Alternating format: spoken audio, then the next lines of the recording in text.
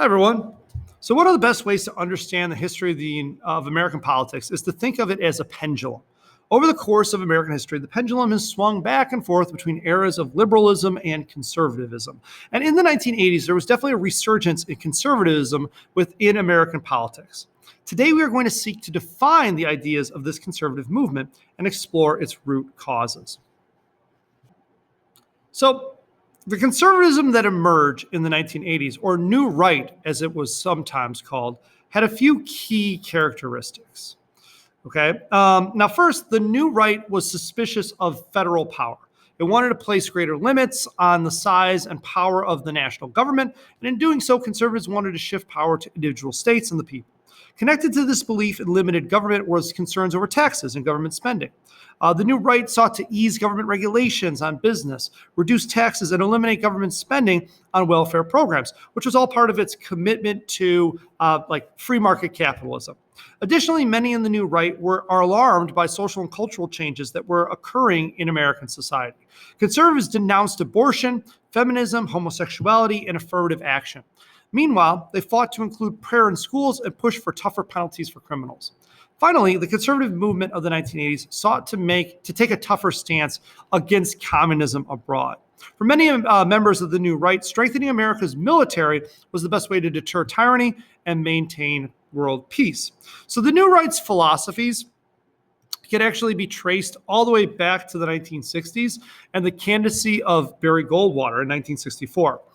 Prior to the 1960s, the face of the Republican Party had been Dwight D. Eisenhower, whose modern republicanism was considered to be a more moderate approach to politics. Eisenhower was fiscally conservative, yes, but he also championed, or at least I wouldn't say championed, accepted certain expansions of the government under FDR's New Deal. So Barry Goldwater represented a stark contrast to the liberal principles of LBJ, as well as the moderation of Eisenhower's presidency. Now, he would attack the federal income tax, social security system, civil rights legislation, and nuclear test ban treaty, as well as even the expansion of governmental authority under the Great Society. Goldwater took a more extreme conservative approach than previous Republican candidates, once stating, "Extremism in the defense of liberty is no vice, and moderation in the pursuit of justice is no virtue."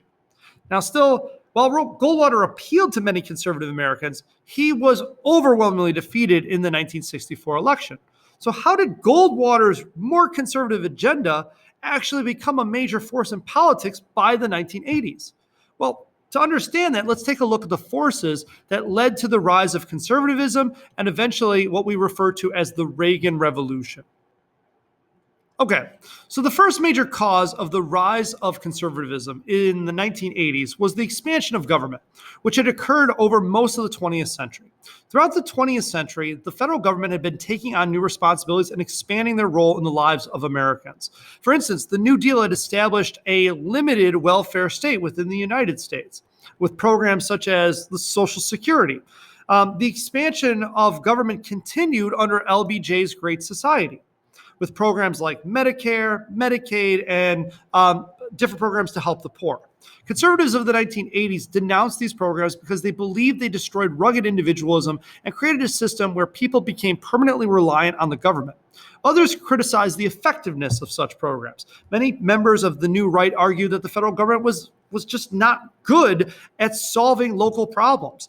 They pointed to programs such as the Great Society's Model Cities program, which was actually tasked with urban renewal and was then shut down by 1974, considered by many people to be a failure.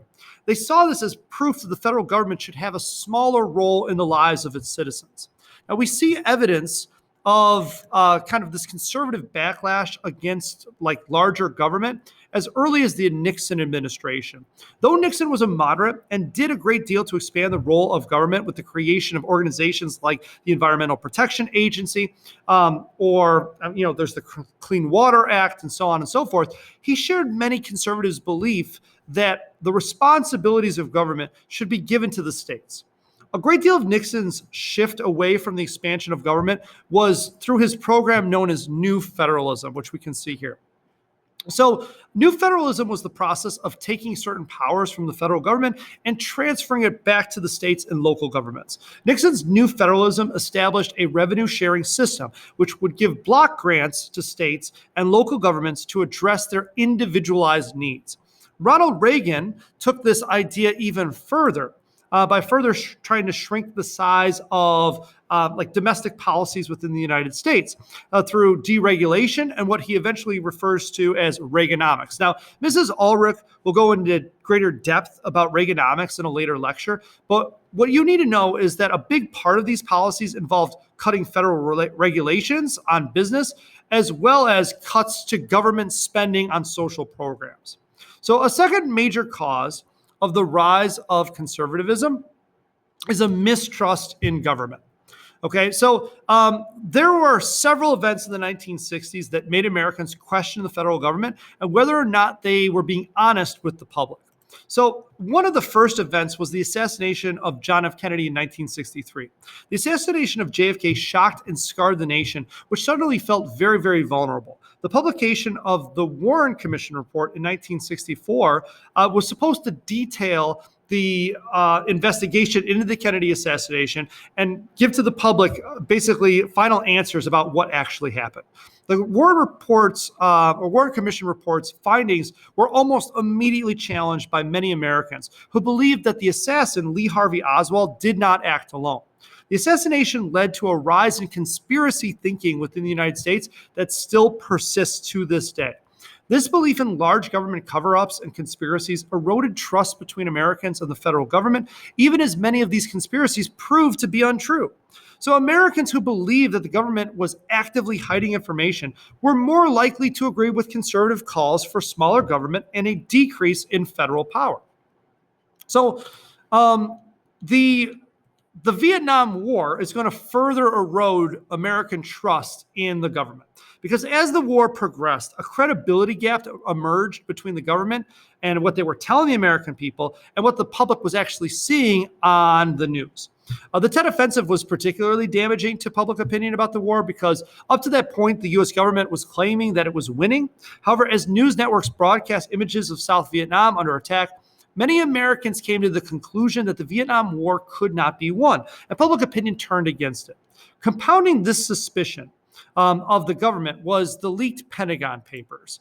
So the Pentagon Papers was a secret government report detailing American policy decisions in Vietnam, and it was leaked and published by the New York Times in 1971. The Pentagon Papers revealed instances of government lying as well as mismanagement of the Vietnam War, and it further damaged America's faith in the central government. Now, finally, one of the last things that created mistrust was the Watergate scandal. And the Watergate scandal did a great deal of damage to the reputation of the presidency and the federal government in 1974. Now President Nixon's resignation, which occurred in 1964, came amongst allegations that he attempted to cover up a burglary at the Democratic Party headquarters.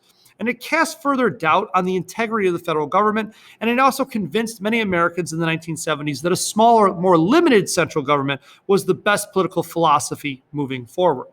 So a third major cause for the rise of conservatism was backlashes to social issues and liberal movements in the 1960s. The 1960s did indeed prove to be a very liberal era in American history that gave rise to many new social movements. There's the Civil Rights Movement that helped create major legislation, such as the Civil Rights Act of 1964, the Voting Rights Act of 1965. There was also second wave feminism that was happening at this time period, which created greater awareness for inequalities that existed in the workplace, as well as concerns that many women had over access to education. Second wave feminism during this time also helped women to gain access to birth control. It also led eventually to the Roe v. Wade decision that gave women access to legal abortions. There's also the youth movement, the gay rights movement, the American Indian movement. Okay, so these were all movements that were happening during these time periods. And many of these movements had their roots in the 1960s and the 1970s. Okay, so what we have to understand is that there were growing concerns by many conservatives over these social issues. And these growing concerns actually brought conservative Americans together, who worried that these changes would mean major shifts in traditional values within the United States. And in some cases, we even see politicians who played on these fears to build new political coalitions. For example, if we take a look at Richard Nixon right here, Richard Nixon used the white backlash against the civil rights movement to realign many southern states in what became known as the Southern Strategy. Playing on white fears of integration, Richard Nixon was able to appeal to the traditionally Democratic South by stressing issues of law and order and remaining really non-committal on civil rights issues. Richard Nixon also attempted to court what he described as the silent majority. Now, according to Nixon and his administration, the silent majority were middle-class Americans who generally supported the Vietnam War and were for the most part turned off by the ideas of the counterculture, anti-war movement, and other civil rights protesters. The prevalence of the silent majority is debatable. Like, we don't know exactly how big it was because it's supposedly silent. However, it is fair to say that many middle-class conservatives were becoming increasingly alarmed by the growing radicalism of groups such as the Students for a Democratic Society, SNCC, and extreme organizations like the Weathermen. So the conservative movement of the 1980s grew in response to a lot of these different causes in the 70s. Okay, now perhaps no other issue united conservatives more than the issue of abortion. The Roe v. Wade decision, which gave women access to abortions during the first term of their pregnancy, became a rallying point for many conservatives, resulting in an organized pro-life movement that still exists today. The growth of women in the workplace and the proposal of an equal rights amendment also experienced stiff resistance from anti-feminists who associated the expansion of women's rights with the decline in American family values. They blamed second-wave feminism for the increased divorce rate, which tripled between 1960 and 1980. Conservative political leaders such as Phyllis Schlafly, who's pictured here, emerged to stop parts of the feminist agenda, most notably the Equal Rights Amendment, or ERA. So anti-federalists like Phyllis Schlafly argued that the ERA would destroy spousal benefits under Social Security, as well as gender-specific restrooms and exemptions for women during a military draft. These arguments, as well as fears that the ERA would erode the family structure within the United States, led to the amendment's defeat by 1982. Other conservative groups took aim at legislation that was designed to break down racism and de facto segregation that still existed throughout the country. Government programs to integrate racially segregated neighborhoods through busing, as well as affirmative action programs, were denounced by many conservatives. Affirmative action is the policy of giving preference to minorities and women in job hiring, admissions to universities, and the awarding of government contracts. It had been created by LBJ as part of the Civil Rights Act of 1964, and it was intended to make up for past discrimination. Conservatives argued that affirmative action constituted reverse discrimination, and cases arose to challenge the program, such as the Bakke case in 1978. In Regents of the University of California v. Bakke, Jim Bakke, a white man who's pictured here, argued that he had been unfairly denied admission to medical school twice due to affirmative action policies at the university he was applying to. Now, despite the conservative push to overturn the law, the Supreme Court actually ruled in favor of affirmative action, making it constitutional to use race as a factor in college admissions, though it struck down the use of quotas. Now, coinciding with obviously this backlash to some of these different social movements was also a religious revival that was occurring in America. Known as the religious right, this religious revival consisted of conservative evangelical Christians who were concerned by the sexual permissiveness of the counterculture and the sexual revolution. They were especially concerned about the legalization of abortion, feminism, increased rates of divorce, and gay rights.